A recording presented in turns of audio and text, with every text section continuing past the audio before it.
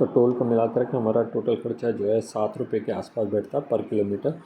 और not only that, इसके अलावा वियर एंड टियर अलग होती है और बाकी और भी खर्चे होते हैं जब भी आप ट्रैवल कर रहे हैं। तो इन सारी चीज़ों को भी हमको कंसिडर करना चाहिए, जो कि हम जनरली कंसिडर नहीं करते हैं। हम केवल जब भी कोई डिस्टेंस ट्रैवल कर रहे होते हैं रोड पे, तो हम केवल फ्यूल के एक्सपेंसेस लगाते हैं, बाकी चीज़ों को हम ओमिट कर देते हैं। तो जब भी हम कभी लॉन्ग ड्राइव पे जाएं तो इन चीज़ों को भी कंसिडर करें।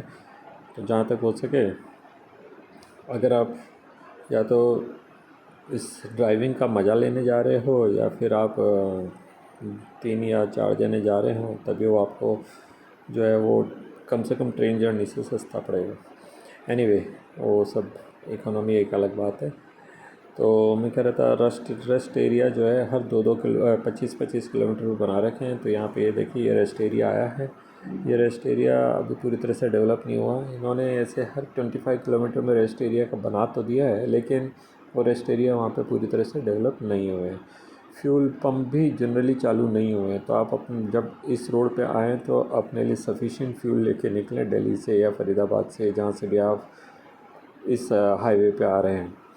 तो क्योंकि अभी ये अंडर डेवलपिंग स्टेज पे ही है, पूरी तरह से ये अभी डेवलप नहीं हुआ, तो इट इज़ बेटर कि आप अपना ध्यान रखें।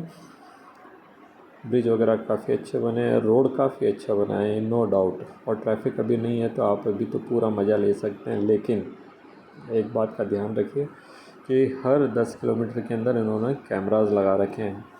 वो कैमरास स्पीड भी मेजर करेंगे एट द सेम टाइम, और कोई दुर्घटना वगैरह हुई है तो उसके लिए भी रिकॉर्डिंग भी जो है उन पर हो जाती है। अच्छे कैमरा लग रहे हैं।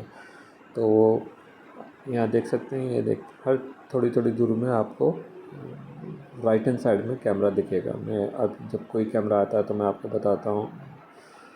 यहाँ देखिए, ये कैमरा है, ठीक है। और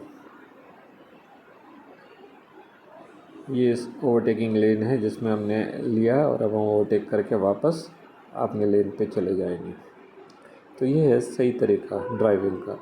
जब आपको ओवरटेक करना है तब एक्सट्रीम राइट में जाएं, ओवरटेक करें और वापस अपने लेन में आ जाएं। पर इंडिया में हम जनरली ऐसा देखते नहीं हैं। यहाँ ट्रक वाला भी जो है सबसे अंदर वाली लेन में चला रहा होता है और पता नहीं क्या ही कर रहे होते हैं। ठीक है, इंडिकेटर देकर आप बाहर आ गए हैं क्योंकि आपको रेस्ट एरिया में जाना है। तो हम रेस्ट एरिया में नहीं, रेस्ट एरिया बना ही नहीं है तो कोई मतलब नहीं था, तो हमने उसको छोड़ दिया है। चलिए वापस आ गए हैं। रेस्ट एरिया यहाँ पे पूरी तरह से बने नहीं है, तो हमारे को इच्छा तो थी। देखिए, हम एक बार फिर देख लेते हैं। ये गलत तरीका है, फिर भी क्या करें, क्योंकि हमको जाना था, फ्यूल चाहिए था। लेकिन देखिए, फ्यूल पंप जो है अभी केवल पंप लग तो गए हैं, खुले भी नहीं है, ऑपरेशन तो दूर की बात है। तो वापस आ जाते हैं हाईवे पे, मतलब एक्सप्रेस वे पे। और अच्छे से उन्होंने मार्किंग कर रखी। ये देखिए, ये भी स्पीड कैमरा है। ये स्पीड कैमरा जो है वो आपको बता भी देगा कि आपकी कार जो है किस स्पीड से चल रही है। तो इससे आपको अंदाज़ हो जाएगा कि कहीं आप ओवर स्पीडिंग तो नहीं कर रहे हैं। अगर आप ओवर स्पीडिंग कर रहे हैं तो इमीडिएटली अपनी स्पीड कम कर लीजिए, नहीं तो चालान आपके घर पे वेट कर रहा होगा आपके घर पहुंचने से पहले। एक बात और बता देता हूँ कि आजकल ऐसे जगह जगहों पे स्पीड कैमरा लगा दिए हैं और उसके चालान जो है हमारे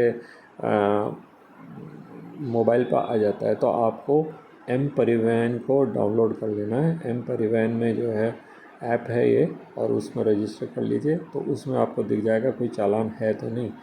अगर चालान 2, 3 या 4 चालान पेंडिंग होंगे और अगर आपने पे नहीं करा है तो आपकी गाड़ी को डिबार भी कर देंगे। और अगर आपकी गाड़ी को उन्होंने डिबार कर दिया है तो फिर आपको कोर्ट पे ही जाना पड़ेगा उसको कैंसिल कराने के लिए। तो इस चीज़ का भी आप ध्यान रखिए। एम परिवहन डाउनलोड कर लीजिए, कई चीज़ें उसके अंदर दिख जाती हैं। और आप अपना ड्राइविंग लाइसेंस, गाड़ी के कागजात वगैरह भी उसके अंदर रख सकते हैं। तो कोई ज़रूरी नहीं है कि आप फिज़िकल फॉर्मेट में ही उसको दिखाएं। अब अलग अलग जगहों पे ये अलग अलग तरह के रूल्स पूछते हैं, बताते हैं।